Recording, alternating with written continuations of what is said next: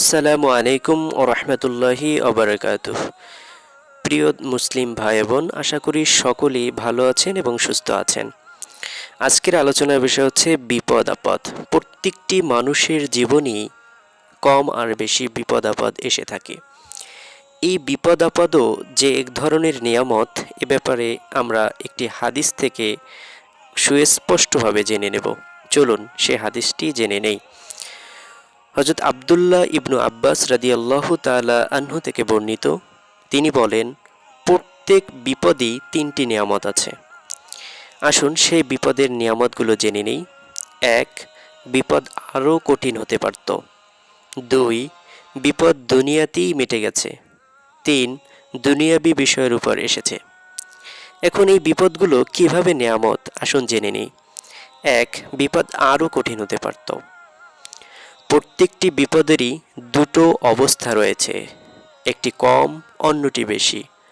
যার এক হাত কাটা পড়েছে, তার দুটো হাতই কাটা যেতে পারত। যার এক চোখ নষ্ট হয়ে গেছে, তার দুটো চোখই নষ্ট হতে পারত। যার পরিবারে একজন মারা গেছে, তার পরিবারের সকলেই মারা যেতে পারত। নিজের উপর আসা বিপদকে আমরা যত বড় করেই দেখি না কেন, বিপদের আরও খারাপ স্তর আছে। কাজেই জীবনে যত বিপদ আপদ আসুক, এই কথাগুলো মনে রাখলে আপনারা আশা করি ভেঙে পড়বেন না। বিপদাকালে অভিযোগ না করে বরং বিপদের মাত্রা নিয়ে ভাবুন। আমাদের হয়তোবা এই সামান্য বিপদ দিয়েও আল্লাহ হয়তো আমাদেরকে বাঁচিয়ে দিয়েছেন, হয়তো পরকালের থেকে আমাদেরকে মুক্ত করেছেন। এই কথাটা নিয়ে আপনারা ভাবুন, তাহলে আল্লাহর প্রতি আপনারা শুকর আদায়ে উদ্বুদ্ধ হতে পারবেন। ২. বিপদ দুনিয়াতেই মিটে গেছে।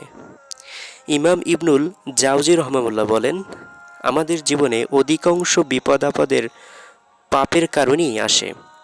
আর রাসূলুল্লাহ সাল্লাল্লাহু আলাইহি সাল্লাম বলেন, একজন মুসলিম যে কোনো কষ্ট, ক্লেশ, দুশ্চিন্তা, পেরেশানি ও নির্যাতনের সম্মুখীন হন না কেন, এমনকি সামান্য কাঁটাবিদ্ধ হলেও আল্লাহ তার বিনিময়ে তার পাপ মোচন করে দেন। সহিহ বুখারী। আমরা প্রত্যহ পাপ করি। সকাল বিকাল উঠতে বসতে গুনাহ হয়। আর যতক্ষণ পর্যন্ত তওবা না করছি, ততক্ষণ এই পাপ আমাদের জন্য লাঞ্ছনা হয়ে থাকে। এগুলো আমাদের রূহের জন্য নাপাকি হয়ে থাকে। অন্যদিকে জান্নাত হচ্ছে পবিত্র, সেখানে অপবিত্রতার লেশ মাত্রও নেই। আর তাই প্রত্যেক পাপ থেকে ব্যক্তিকে দুইভাবে পরিশুদ্ধ করা হয়। দুনিয়াতেই বিপদ আপদ বান্দাকে ঘেরাস করবে, ফলে আখেরাতের জীবনে বান্দা একদম পরিশুদ্ধ হয়ে জান্নাতে প্রবেশ করবে, অথবা আখেরাতের জন্য জমা রাখা হবে, ফলে জাহান্নামের শাস্তি ভোগ করে পরিশুদ্ধ হয়ে সে জান্নাতে প্রবেশ করবে। কাজেই দুনিয়াতে বান্দার উপর যত বিপদ আপদ আসে, সেটা আল্লাহর দয়ার সাক্ষ্য হয়েই আসে, কারণ আখেরাতের শাস্তির তুলনায় দুনিয়ার এই ক্ষণিকের বিপদ অত্যন্ত অত্যন্ত ছোট। ৩. দুনিয়াবি বিষয়ের উপর এসেছে। আমাদের উপর আসা বিপদগুলো যদি আমরা ভালো করে দেখি, তাহলে অধিকাংশ বিপদই দুনিয়াবি বিষয়ের সাথে সম্পৃক্ত পাব। আসলে এগুলো প্রকৃত অর্থে বড় বিপদ নয়, বরং একজন মুমিনের জীবনে সবচেয়ে বড় এবং ধ্বংসাত্মক বিপদ হলো তার দ্বীনের উপর আসা বিপদ। যখন দ্বীন ফিতনার সম্মুখীন হয়, তখন ব্যক্তি মুমিন থেকে মুনাফিকের স্তরে নেমে যায়, মুসলিম থেকে মুরতাদ কাফেরে পরিণত হয়, মুহসিন থেকে জালেমের কাতারে চলে যায়। ফলে দুনিয়াতে হয় লাঞ্ছিত, অভিশপ্ত, আর আখেরাতে চিরস্থায়ী আযাব তো অপেক্ষমান আছেই। তাই বলে কি আমরা বিপদ কামনা করব? না, বরং সুসময় দুঃসময় প্রত্যেক অবস্থাতেই নবীজির শেখানো এই দোয়াটি বেশি বেশি করে পড়ব। আসুন আমরা এই দোয়াটি সকলেই মুখস্থ করে নিই।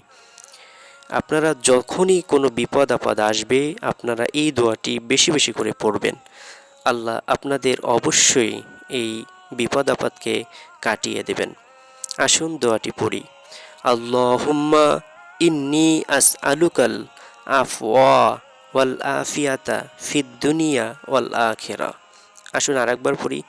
আল্লাহুম্মা ইন্নী আল্লাহুম্মা ইন্নি আসআলুকা, আল্লাহুম্মা ইন্নি আসআলুকাল আফওয়া, আল্লাহুম্মা ইন্নি আসআলুকাল আফওয়া ওয়াল আফিয়াতা ফিদ দুনিয়া ওয়াল আখিরা।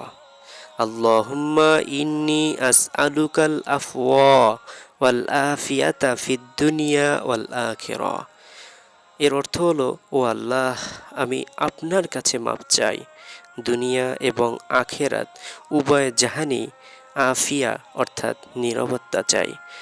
আসুন আমরা যেই কথাগুলো শুনলাম, বিপদের আপদ আমাদের প্রত্যেকটি ব্যক্তিরই জীবনে আসে থাকে। সুতরাং বিপদ আপদে ধৈর্যহারা হয়ে পড়লে বা ধৈর্যহীন হয়ে পড়লে চলবে না। এজন্য আল্লাহর কাছে পানা চেতে হবে। অবশ্যই সেই বিপদটি হয়তো বা এর থেকে অনেক গুণ বৃদ্ধি পেতে পারত। এজন্য আল্লাহর কাছে অবশ্যই কৃতজ্ঞ হবেন। হয়তো তার থেকে বড় একটি বিপদ আপনার জীবনে ঘটে যেতে পারত, সেটা থেকে হয়তো আপনি বেঁচে গেলেন। এজন্য আল্লাহর কাছে শুকরিয়া আদায় করবেন, কৃতজ্ঞতা স্বীকার করবেন এবং আল্লাহর কাছে বিশেষ করে এই বিপদ আপদ থেকে পানাহা চাইবেন বেশি বেশি করে। আল্লাহ আমাদের সকলকেই বিপদ আপদের সমস্ত বালা মুসিবত থেকে হেফাজত রাখার তৌফিক এনায়েত করুন। ওয়াখির দাওয়ানা আলহামদুলিল্লাহি রাব্বিল আলামিন। আসসালামু আলাইকুম ওয়া রাহমাতুল্লাহি ওয়া বারাকাতুহু।